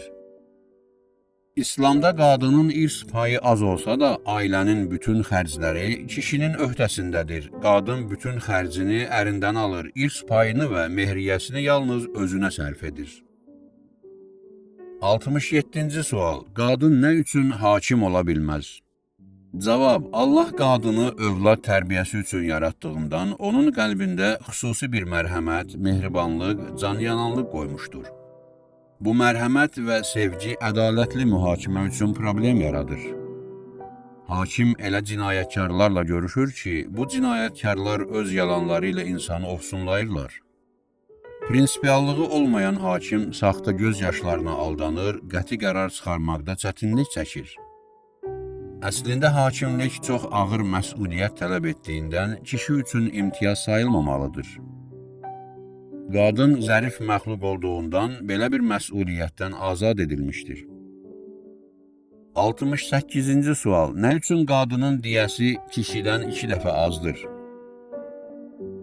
Cavab, diyə insanın qiyməti yox, dəymiş zərərin əvəzidir. Bir şəxs kişini öldürürsə, bütöv bir ailənin maddi təminatı üçün problem yaradır. Ona görə də kişinin qan bahası daha çoxdur. Əgər diyə şəxsiyyətdən asılı olsaydı, onda alimi öldürənlər daha böyük qan bahası ödəməli olardılar. Hansı ki, bütün kişilərin diyəsi eynidir. İslam hüququ nöqteyi nəzərindən Həzrəti Əlinin İbn Mülcəmlə heç bir fərqi yoxdur. Ona görə də Həzrəti Əli əleyhissalam öz qatili haqqında belə buyurdu. O mənə bir zərbə vurdu, siz də ona bir zərbə vurun. Əgər diyə şəxsiyyətdən asılı olsaydı, dünyanın var dövləti Həzrəti Əlinin diyəsini ödəməzdi. 69-cu sual. Nə üçün bəzilərinin aqibəti çox pis olur? Cavab, məsələn, siqaret çəkmək kimi zahirən kiçik eyblər bəzən o qədər üst-üstə yığılır ki, ürəyin fəaliyyəti dayanır. Quranda buyurulur ki, daim xırda-xırda pis iş görənlər nəhayət bir gün Allahı inkar edir və əzaba düçar olurlar. 70-ci sual. İnsanın ölümü Allahın yoxsa Əzrailin əlindədir? Cavab, Allah Quranda bəzən bir işi həm özünə, həm də başqasına aid edir. Bəzən insanların canının öz tərəfindən, bəzən isə Əzrail tərəfindən alındığını bildirir. Elə ayələr də var ki, insanın canının mələklər tərəfindən alındığı bəyan olunur. Əslində, hər üç təbir məqbuldur. Açar qapını açdı, əlim qapını açdı, özüm qapını açdım təbirləri arasında ciddi bir fərq yoxdur. Çünki açar əlin, əl isə mənim ixtiyarımdadır. Mümkündür ki, mələklər canı çıxarıb Əzrailə, Əzrail isə Allaha təhvil verir. Belə də ola bilər ki, adi insanların canını mələklər, yaxşı insanların canını Əzrail, övliyaların canını isə Allah alır. 71-ci sual. Görünməyən Allaha necə iman gətirək? Cavab. Yer üzünü nə qədər nəzərdən keçirsək, daş torpağı laboratoriyada analiz etsək, cazibə adlı qüvvəni görə bilmərik. Amma ağacdan almanın düşməsi sübut edir ki, belə bir qüvvə var. Demək, bir şeyin varlığına inanmaq üçün onu görmək şərt deyil. Cazibə qüvvəsi heç bir hiss üzvü ilə qeydə alınmasa da onun təsirləri göz qabağındadır. 72-ci sual. Quran nəzərincə başqalarına nə dərəcədə kömək etməliyik? Cavab. Quran buyurur ki, bütün yardımlarınızın mükafatı var. Həm az, həm də çox köməyin əvəzi var. Bəzən suya atılmış bir sarı yarpaq bir dəstə qarışqa üçün gəmi olur. Küçədə qoyulmuş avtomat telefonla danışmaq üçün kağız pul çara gəlmədiyi kimi, bəzən başqalarının da böyük yox, çox kiçik köməyə ehtiyacı olur. Yaranı bağlamaq üçün adyal yox, bir qarış cuna kifayətdir. Böyük nasosun görə bilmədiyi işi kiçik şpris görür. Hədisdə oxuyuruq, heç bir yaxşılığı kiçik saymayın ki, ola bilər bu yaxşılıq köməyinizə çatsın. Heç bir günahı kiçik hesab etməyin ki, ola bilər bu günah sizi süquta uğratsın. Futbol topuna batan xırda mıx bütün oyunu saxlaya bilər. Yerə düşmüş yemiş qabığı ən güclü pəhləvanı yerə yıxmaqla şikəst edib evdə oturda bilər. 73-cü sual. Nə üçün günahkarlar Qurandan faydalana bilmir? Cavab. Əgər bir gölməçəyə insan meyti düşsə, uzun müddət yağış yağmasına baxmayaraq bu gölməçədən üfunət çəkilməyəcəkdir. Demək, üfunətli suya qatışan pak yağış suyu da təsirsiz olur. Quran rəhmət yağışı olsa da, kafirlərin çirkin qəlbini paka çıxarmır. İsra surəsinin 82-ci ayəsini oxuyuruq. Biz möminlər üçün şəfa və mərhəmət olan Quran ayələri nazil edirik. Bu ayələr zalimların ziyanını artırır. İnsan qəlbindəki tərslik suya düşmüş murdar kimidir. Hər ayə nazil olanda kafirlər daha çox müqavimət göstərir, daha çox inadkar olurlar. 74-cü sual. Yuxu vaxtı cisim və ruh hansı vəziyyətdə olur? Cavab. Quranda buyurulur, Allah ölüm zamanı insanların canını alır, ölməyənlərin canını isə yuxuda çıxarır. Bəzən sürücü öz maşınını dayanacaqda saxlayır, bəzən isə yol kənarında işləş vəziyyətdə qoyub işinin ardınca gedir. Hər iki halda sürücü maşında olmasa da, ikinci halda maşın işləş vəziyyətdədir. Yuxu vaxtı ruh cisimdən uzaqlaşsa da, cisim işləş vəziyyətdədir. Ölüm vaxtı isə cisim söndürüldükdən sonra ruh ondan birdəfəlik uzaqlaşır. 75-ci sual. Allah mərhəmətlidirsə, nə üçün bəndələrini cəzalandırır? Cavab. Ağzı möhkəm tıxaclanmış butulkanı dünyanın ən böyük okeanına atsanız, bu butulkaya bir damla su daxil ola bilməz. Həmin butulka ilə su götürmək istəyən insan özünü yoxsa okeanı məzəmmət etməlidir. Bəzi insanlar bütün xilas qapılarını bağlayıblar. Onlar nə düşünmək, nə ibrət götürmək, nə həqiqəti dinləmək, nə də haqqa boyun əymək istəyir. Quran təbirincə onlar daşdan da bərkdirlər. İnsanı imandan məhrum edən ilahi rəhmətin azlığı yox, özünün qapalı olmasıdır. 76-cı sual. Dini göstərişlər bir-birlərinə bağlıdırlarmı? Cavab. Ayə və rəvayətlərdən məlum olur ki, bütün dini göstərişlər bir-birlərinə bağlıdırlar. 20-dən çox ayədə namaz və zəkat sözləri yanaşı işlədilir. Rəvayətdə buyurulur ki, zəkatsız namaz qəbul deyil. Bəli, Allahla rabitə və xalqla rabitə qoşa qanad kimidir. Mənəvi təkamül üçün qoşa qanad zəruridir. Peyğəmbər namaz qılanların zəkat ödəməsinə çox diqqət yetirərdi. Bir çox dini göstərişlər yalnız tam halda qəbul olur. Məsələn, həcc əməlləri yalnız başa çatmaqla qəbul olur. İftar vaxtından 1 dəqiqə qabaq açılan oruc da məqbul deyil. 77-ci sual. İbadət dedikdə yalnız namaz və oruc nəzərdə tutulur? Cavab. Allahın razılığını qazanmaq məqsədi ilə görülən bütün işlər ibadətdir. Körpə qızcığazı yaxşı işlərə həvəsləndirmək üçün ona sırğa almağınız da ibadətdir. Mütaliəyə məşğul olan müəllimin məqsədi pul qazanmaqdırsa, bu mütaliə ibadət deyil. Amma bu müəllimin Allaha xatir mütaliə etdiyini düşünüb ona həvəslə xörək hazırlayan aşpaz ibadətlə məşğuldur. Bəli, günü kitabxanada keçən insan cəhənnəmə, mətbəxdə ömrünü başa vuran aşpazın behiştə getməsi mümkündür. 78-ci sual. Qur'anda ilahi sünnətlər dedikdə nə başa düşülür? Cavab. Parlamentdə çıxarılan qanunlar iki növdür. Qanunların bir qismi parlament quruculuğuna, digər bir qismi isə cəmiyyətin quruculuğuna aid olur. Allahın da qanunlarının bir qismi özünə, digər bir qismi isə insanlara aid olur. Allahın özü üçün təyin etdiyi qanunlar, məsələn, hidayət, hesab, ruzi vermə, himayə, rəhmət qanunları ilahi sünnət adlanır. İnsanlar üçün təyin olunmuş qanunlar isə əhkam adlanır. 79-cu sual. Çürümüş bədənlər qiyamət günü necə diriləcək? Cavab. Bir neçə misala nəzər salaq. 1. Nehrəyə bir qədər qatıq və su töküb çalxalayın. Yağ dənəciklərinin bir yerə yığışdığını görəcəksiniz. Allah da yeri hərəkətə gətirməklə əzaları bir yerə toplayacaqdır. 2. İnsanın yarandığı nütfə müxtəlif qidalardan zərrə-zərrə toplanır.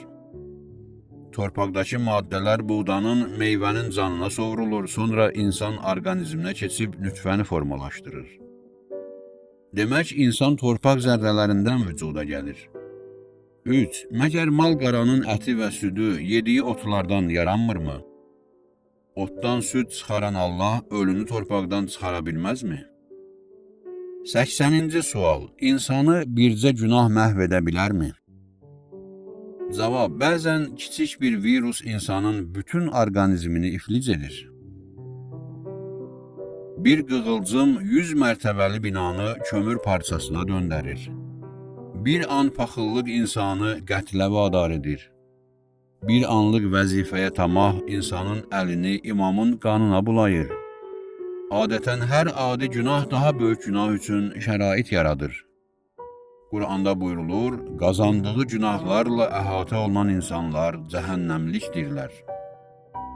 Həya pərdəsi yırtıldıqdan sonra günah etmək asanlaşır. Kumeyl duasında oxuyuruq, Allahım, ismət pərdəsini yırtan, paçlığı viran qoyan günahlarımı bağışla. 81-ci sual. Məsciddə Amerikaya, İsrailə ölüm şüarları vermək olarmı? Cavab. Qur'an müsəlmanları belə tanıtdırır. Məhəmməd Allahın rəsuludur və onunla olanlar kafirlərə qarşı sərt və bir-birlərinə qarşı mərhəmətlidirlər. Kafirlərə qarşı ölüm şüarları oxumaq ayədəki sərtliyin bir nümunəsidir. Əlbəttə ki, şüarla kifayətlənmək olmaz və bu sərtlik əməldə də özünü büruzə verməlidir. Qur'anda Peyğəmbərin xanımlarına buyurulur ki, yumşaq danışsanız düşmən tamaha düşər. Amma bugün Peyğəmbər xanımları yoxsa da ayədə mühüm bir siyasi işarə var. Müsəlmanlar mərhəmətli olsalar da düşmənlə yumşaq davranmamalıdırlar. Bizim yumşaqlığımız pusquda durmuş düşmən üçün yaşıl işıq yandırır. 82-ci sual. Kafirlərə qarşı nümayişlərdə iştirak etmək vacibdirmi? Cavab. Qur'an buyurur, kafirlərin qəzəbinə səbəb olan bir yerə ayaq basanlar üçün salih əməlin mükafatı yazılar. Müqəddəs amallar məqsədi ilə keçirilən nümayişlərdə də iştirak etmək ibadət olmaqla yanaşı xalqın ruhunu gücləndirən dəvətdir.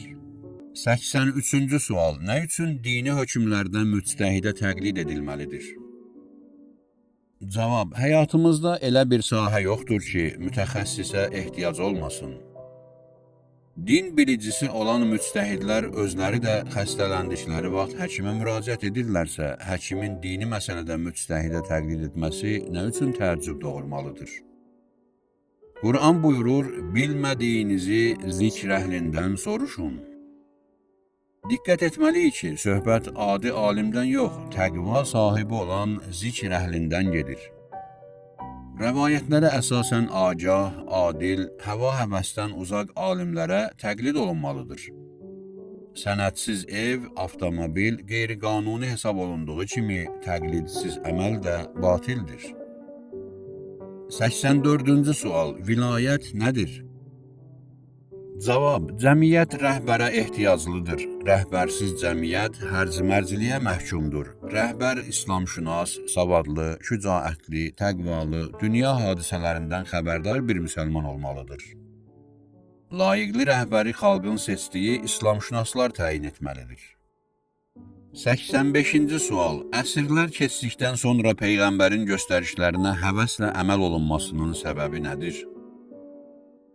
Cavab: Peyğəmbərlərin müvəffəqiyyətlərinin bir sıra dəlilləri vardır. 1. Paklıq, xalislik, canyananlıq, nöqsansız keçmiş. 2. Dəlil və məntiq. 3. Öz dediklərinə şəxsən əməl etmələri. 4. Geniş qəlb və xoş rəftar. 5. Göstərişlərin insan fitrətinə uyğunluğu. 6. Göstərişlərin bütün ehtiyaclara cavab verməsi. 7. Göstərişlərin asanlığı. Həkim iynədən qorxan uşağı ələ almaq üçün deyir: əzizim, bütün xəstələrə iynə vurulur. İynənin ağrısı 3-ə sayanadək keçəcək. Əgər indi iynə vurulmasa, sonra daha çox iynə vurulmalıdır. Mümkün olduqda həkim uşağı tabletlə müalicə etməyə üstünlük verir. Görün Allah öz bəndələrini oruca necə dəvət edir? Ey iman gətirənlər, əvvəlki ümmətlərə vacib olduğu kimi oruc sizə də vacib oldu. Bəlkə bu yolla pis işlərdən çəkinəsiniz. Oruc sayı müəyyən olan günlərdir. Bu ayələrlə həkimin dedikləri arasında oxşarlıq görürsünüzmü? 86-cı sual. Bütün işlərimizə ilahi rəng vura bilərikmi? Cavab: Quran buyurur ki, işlərinizə ilahi rəng verin. İlahi rəng vurmaq Allahın razılığına uyğun iş görməkdir. Məsələn, xanımınıza aldığınız paltarı ona Həzrəti Fatimənin doğum günü təqdim etsəniz, işinizə ilahi rəng vurmuş olarsınız. Bir yerdə əyləşərkən üzü qibləyə əyləşsəniz, Allahın razılığını qazanarsınız. Həzrəti Əli əleyhissalam qonaq gedərkən əvvəlcə evdə yeyər, sonra gedərdi. Soruşanlara bildirərdi ki, qonaqlığa getməkdə məqsəd möminlə görüş olsa daha yaxşıdır. Quranda bəyan olunur ki, axirət üçün çalışan insan dünyadan da faydalanırsa, dünya üçün çalışan insan axirətdən məhrum olur. 87-ci sual. Hər şeyi bilmək faydalıdırmı? Cavab: İnsan bəzi şeyləri bilməsə yaxşıdır. Quran buyurur, qanınızı qaraldacaq şeylər barəsində soruşmayın. Dövlət bir neçə günlük taxıl ehtiyatı qaldığını xalqa bildirdikdə insanlar narahat olub, ehtiyat toplamağa başlayır, iqtisadi durum bir qədər də ağırlaşır. Amma yaxşı olar ki, dövlət belə bir xəbəri yaymaq əvəzinə taxıl tədarükü üçün çalışsın. Quran bütün bilikləri 3 qismə ayırır.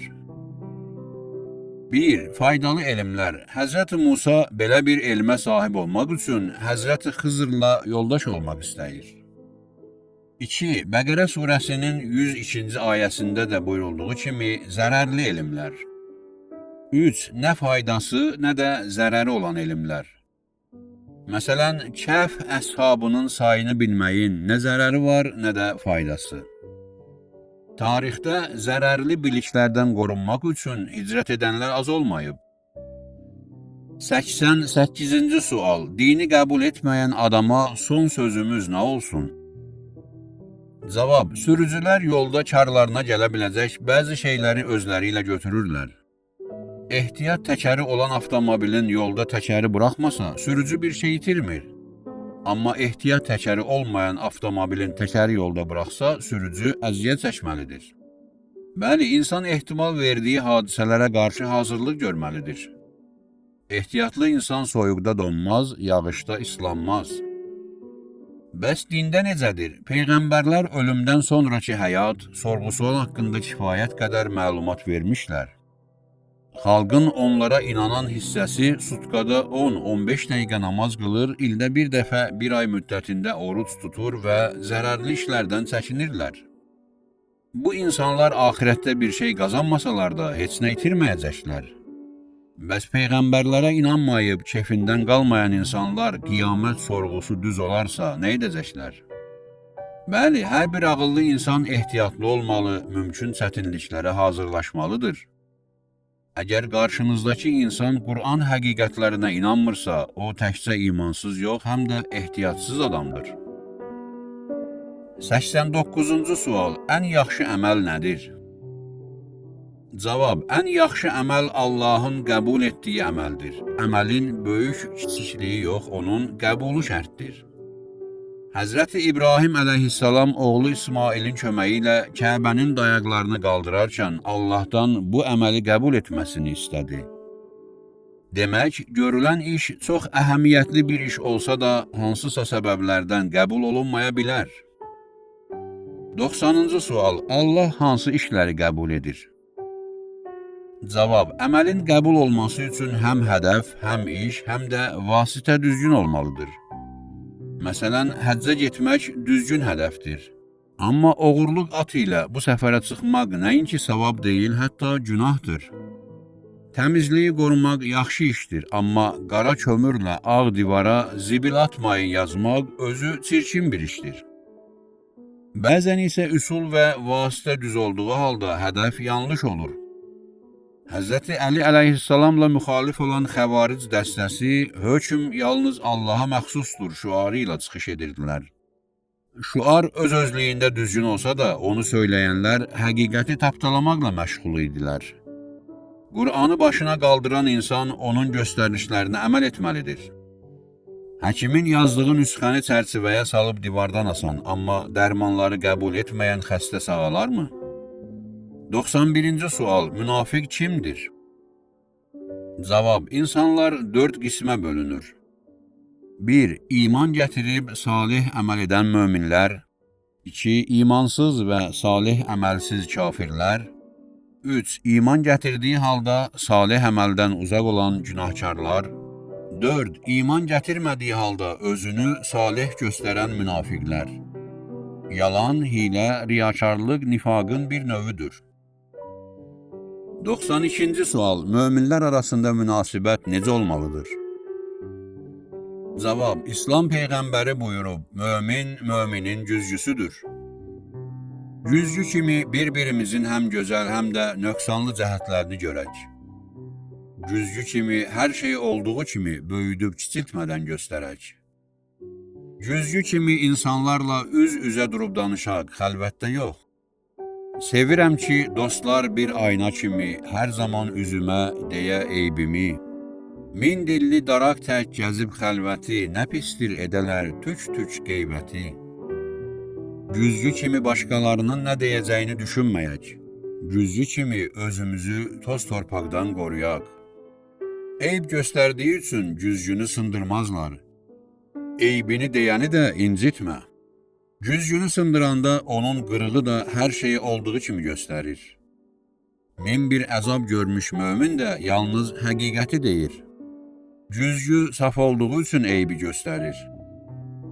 Mömin də kin və həsədə görə yox, saflığına görə tənqid etməlidir. Güzgü göstərdiyi eybi özündə saxlamadığı kimi, mömin də üzbəüz dediyi eybi yadından çıxarmalıdır.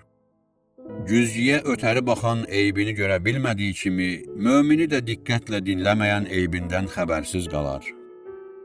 93-cü sual. Həqiqətin qəbuluna tələsməyənlərlə necə rəftar edək? Cavab. İman düşüncəyə əsaslanmalıdır. Dəvətinizə tələsik verilən cavab sizi sevindirməsin. Tez çiçəkləyən ağaclar soyuğa davamsız olur. Düşüncəyə əsaslanan qəbul daha etibarlıdır. Quran belələri haqqında buyurur: Onlar ayaq üstə oturduqda və ya uzandıqda Allahı xatırlar, göylərin və yerin yaradılması haqqında düşünər və deyərlər: Ey Rəbbimiz, sən bütün bunları boş yerə yaratmamısan. Başqa bir ayədə oxuyuruq: O kəslər ki, sözü dinləyib onun ən yaxşısına əməl edərlər. Deməli, tələsik çıxarılan qərarın dəyəri yoxdur. İslam Peyğəmbərindən düşünüb qərara gəlmək üçün 2 ay vaxt istəyən Səffan adlı birinə Peyğəmbər 4 ay vaxt verdi. Amma qarşıda yol aydın olduqda tələsmək zəruridir. Çoxlarını doğru yol seçimində tərəddüdə salan şeytan olub. 94-cü sual: Allah hər növ imanı qəbul edirmi? Cavab: Quran buyurur: Müşriklər gəmiyə mindikdə Allaha dua edir, sağ-salamat quruya çıxdıqdan sonra isə Allaha şərik qoşurlar. Firon da dəryada qərq olarkən iman gətirdi. Amma müvəqqəti iman qəbul olunmadığından Allah buyurdu ki, artıq tövbə və iman faydasızdır. Həyatda da belədir. Evlənmək yox, ailəni saxlamaq əsasdır. Eləcə də doğmaq əsas deyil, övladı tərbiyə etmək əsasdır. 95-ci sual: Nə üçün bəzən dualarımız qəbul olunmur? Cavab: Allah onu çağıranlara cavab verəcəyini vəd edir. Amma birindən kömək almaq üçün bəzi şərtlərə əməl olunmalıdır.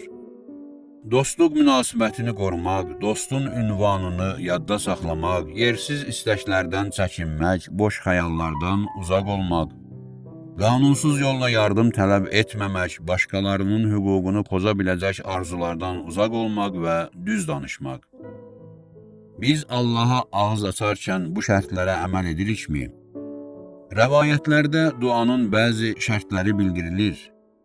Bismillah demək, dəstəmaz almaq, qəlbən dua etmək, məscid kimi müqəddəs yerdə durmaq, 10 dəfə Ya Allah, Ya Rəbbi demək, salavat göndərmək, günahları yada salıb peşman olmaq, tövbə etmək. 96-cı sual: Allah bizi tanıyırsa imtihana ehtiyac varmı? Cavab: Aramızda sinəsinə döyüb özünü göyə qaldıranlar var. İmtihan belələrini özünə tanıtdırır. Quran buyurur: Biz sizi qorxu, aclıq, mal, can və qıtlıqla imtihana çəkərik. Səbr edənlərə müjdə ver. İnsanın mükafatlandırılması və ya cəzalandırılması üçün ortada hansısa bir əməl olmalıdır. Bir şəxs peşəkar oğru olsa da, nə qədər ki oğurluq baş verməyib onu həbs etmək olmaz. Həzrəti Əli əleyhissalam buyurur: İnsanın imtihana çəkilməsinin fəlsəfəsi ona mükafat və cəza vermək üçün zəmin hazırlamaqdır. Bu imtihanlar olmasa da Allah öz bəndəsini tanıyır. 97-ci sual: Dünyanın idarəsi üçün insanlara təqva xüsusiyyəti bəs edirmi? Cavab: Quranda oxuyuruq: Son qələbə müttəqilərindir. Təqva mənəvi keyfiyyət olduğundan dünya idarəçiliyində bilik və ixtisasa ehtiyac var. Ənbiya surəsinin 105-ci ayəsində buyurulur: Yer üzünün varisləri yalnız mənim salih bəndələrim olacaq. Demək, həm bəndəlik, həm də salih əməl şərtdir. Allah Qur'anın bir hökmünə iman gətirib, o birinə göz yumanları məzəmmət edir. Xəstəlikdən şəfa tapmaq üçün həkimin yazdığı nüsxədəki bütün dərmanları vaxtında qəbul etmək lazımdır. 98-ci sual: Nə üçün Allah insan həyatı üçün təhlükəli şeylər yaradıb? Cavab: Qur'an buyurur ki, Allah hər şeyi gözəl yaradıb. İlanın bədənindəki zəhər bir çox ağır xəstəliklərin dərmanıdır. Hansı ki, yanlış olaraq bu zəhərə nifrət nümayiş olunur. Axı, bıçaq baş kəsmək üçün yox, faydalı işlər üçün nəzərdə tutulub. 99-cu sual: Elm olan yerdə vəhyə nə ehtiyac var? Cavab: Heç bir ideologiya, institut, elmi mərkəz insanın mənəviyyat yolunu işıqlandırmaq gücündə deyil. Yaşadığımız dünyanı xoşbəxt etməkdə aciz olan elm axirət həyatı üçün nə vəd edir? İnsan dünyada qısa bir müddət yaşayıb əbədiyyətə qovuşursa, həmin əbədiyyətin tələbləri nədir? Allah Teala öz peyğəmbərləri vasitəsilə ən doğru yolu işıqlandırır. Öz ağıl və düşüncəsi, elmi və biliyi ilə kifayətlənənlər ilahi nurdan məhrum olur. İlahi biliklərə arxa çevirən insan özünə zülm edir. 100-cü sual. Düşmən qarşısında vəzifəmiz nədir? Cavab. Qur'an müsəlmanları birliyə dəvət edərək istənilən bir təfriqəyə qadağa qoyur. Yağış damlaları ayrı-ayrılıqda zərif olsalar da, bir hövzəyə daxil olduqda əzəmətli bir təlatüm yaradıb, ağır turbinləri hərəkətə gətirir, böyük şəhərləri elektrik enerjisi ilə təchiz edirlər. Barmaqlar ayrı-ayrılıqda zəif olsalar da, sıxılıb yumruq yaratdıqda düşməni qorxuya salırlar. Əldəki barmaqların biri uzun, biri gödək, biri çobud, biri incə olsa da, hər barmağın öz işi var. Müxtəlif istedadlı barmaqlar bir yerə toplandıqda isə böyük güc yaranır. Ey əziz müsəlman bacı və qardaşlar, aranızdakı fərqlərə görə bir-birinizdən uzaqlaşmayın. İnanın ki, eyni uzunluqda, eyni qalınlıqda olan 5 barmağın yaratdığı yumruq, fərqli barmaqların yaratdığı yumruqdan qat-qat zəifdir. Düşmən qarşısında yumruq tək birləşin, qələbə sizin vəhdətinizdədir.